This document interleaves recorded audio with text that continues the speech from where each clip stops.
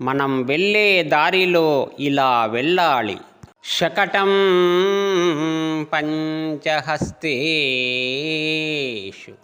దశహస్తేషు వాజినం గజం హస్తేషు సస్రేషు దుర్జనం దూర వర్జయేత్. హా హా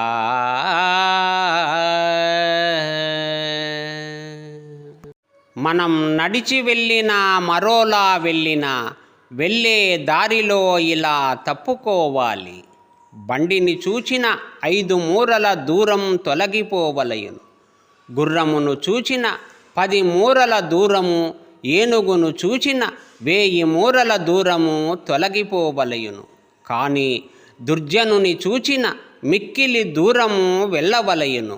దుర్జనుడు అన్నిటికన్నా చాలా ప్రమాదమైన వాడు అని దాని అర్థం.